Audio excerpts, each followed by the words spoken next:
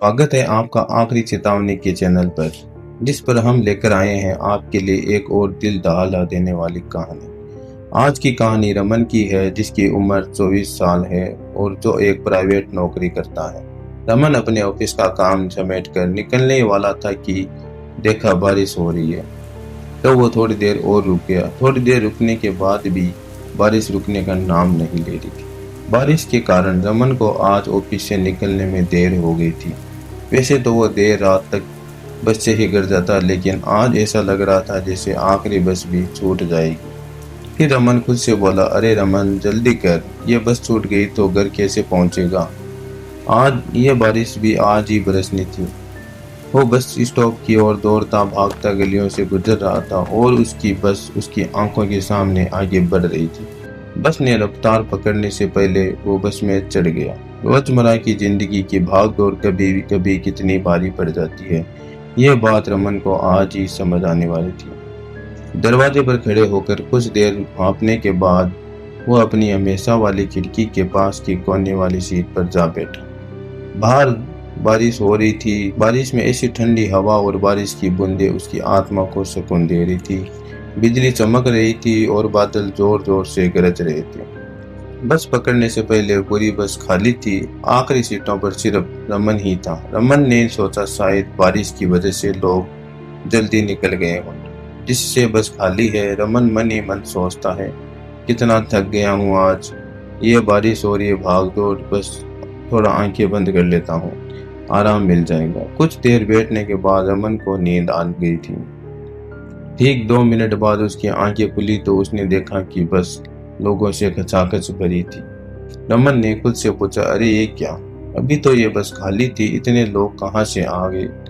एक स्टॉप पर इतने सारे लोग अचानक कहाँ से चढ़ गए। इतनी थकान और ऐसे मौसम में ये सवाल ऐसे सोचने पर मजबूर कर रहा था। फिर रमन ने खुद से कहा, छोड़ यार, ज्यादा मत सो। थकान ने दिमाग खराब कर दिया और उसने फिर से आंखें बंद की और सो गया। सफर के दौरान जब उसकी आंख दोबारा खुली तो बस फिर से पूरी तरह खाली थी। रमन ने खुद से कहा, ये क्या हो रहा है, अभी तो बस भरी थी, कोई स्टॉप भी नहीं आया, फिर भी ये लोग कहाँ गायब हो गए। कुछ समझ नहीं आ रहा था।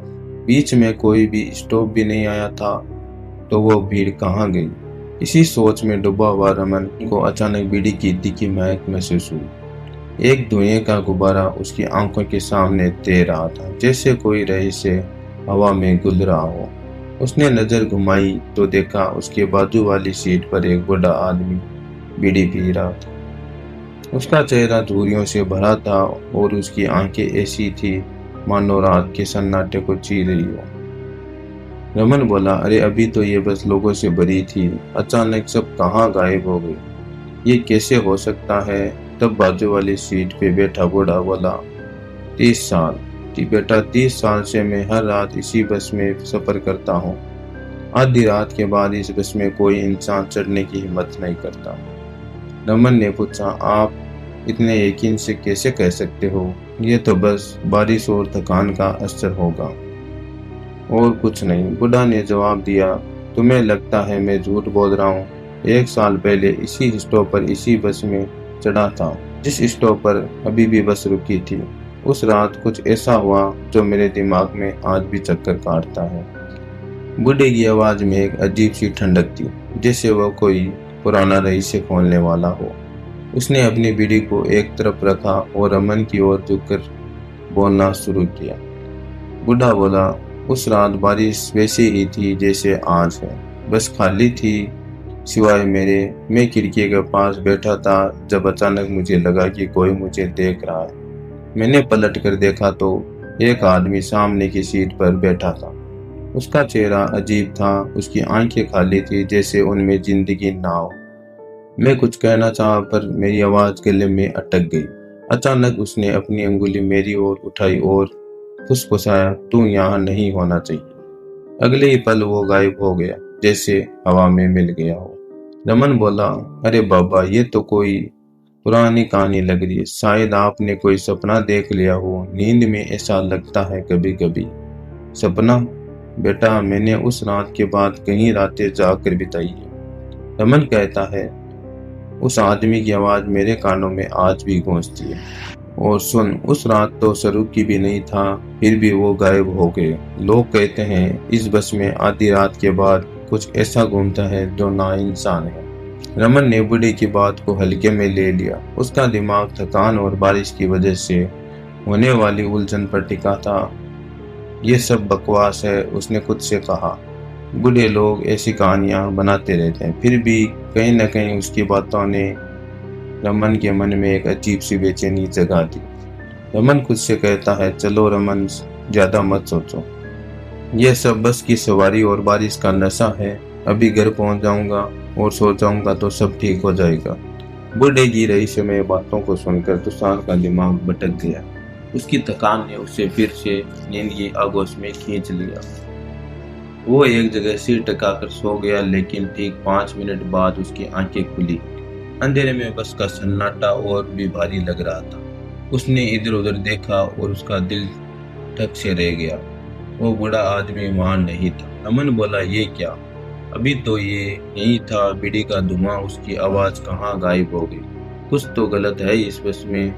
तभी रमन की नजर सामने की सीट पर पड़ी। वहां एक आदमी बैठा था, अखबार पढ़ रहा था। रात के 1 बजे इस सुनसान बस में कोई अखबार पढ़ रहा था। उसका चेहरा अखबार के पीछे छिपा था और वो इतने ध्यान से पढ़ रहा था जैसे दुनिया की सारी खबरें उसी में समाई हो। रमन की सांसें तेज हो गई। रमन ने हिम्मत करके पूछा, भाई साहब, आप कौन है और इतनी रात को अखबार? उस आदमी ने कोई जवाब नहीं दिया। रमन ने खिड़की के बाहर देखने की कोशिश की, लेकिन बारिश की बूंदें और बिजली की चमक ने उसे और बेचैन कर दिया। उसने फिर से उस आदमी की ओर देखा और तभी उसने अखबार नीचे करना शुरू किया। जैसे ही अखबार नीचे हुआ, रमन ने उसका चेहरा देखा तो खून से लथपथ सिर का एक हिस्सा कुचला हुआ, जैसे किसी ने उसे बेरहमी से मारने की कोशिश की हो। उसकी आंखें खाली थी, जैसे ही कोई आत्मा उनमें बाकी न बची हो।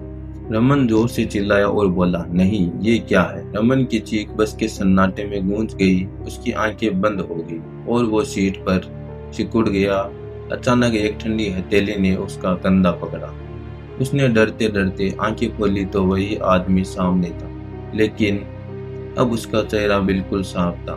कोई खून नहीं, कोई घाव नहीं। वो हल्के से मुस्कुरा रहा था। आदमी बोला, अरे भाई साहब, क्या हुआ? इतना डर क्यों गए? आप ठीक तो हैं? पानी पिएंगे आप? रमन ने पूछा, अभी आपका चेहरा खून, ये सब क्या था? मैं पागल तो नहीं हो रहा हूँ? आदमी बोला, डर गए ना?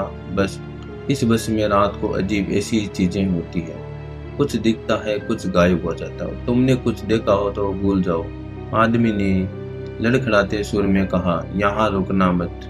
उसने और कुछ नहीं कहा। उसकी बात अधूरी थी, लेकिन उसकी आवाज में कुछ ऐसा था कि रमन का खून जम गया। उसने कांपते हाथों से उसकी पानी की बोतल ली और दरवाजे के पास जाकर अपने चेहरे पर पानी के छांटे मारे। 2 घूंट पानी पीकर रुमाल से चेहरा पोंछते हुए वो अपनी सीट पर लौटा, लेकिन सीट पर वापस बैठते ही उसका दिल फिर से धक रह गया और वह आदमी वहां नहीं था। ये क्या हो रहा है? अभी तो वो यही था, कहाँ चला गया? तभी बस के दरवाजे की ओर से एक आवाज आई। तभी अचानक से वो आदमी बोला, मैं यहाँ। दरवाजे के पास रमन ने देखा, वो आदमी दरवाजे पर खड़ा था। अचानक बस की रफ्तार बढ़ी और वह चलती बस से कूद गया और जोर से किसी चीज से टकराने की और जोर से चिल्लाने की आवाज आई। रमन का दिल जोर जोर से धड़क रहा था। उसने सोचा, भागने का समय है। वो दरवाजे की ओर दौड़ा और किस्मत से उसी वक्त एक स्टॉप आ गया।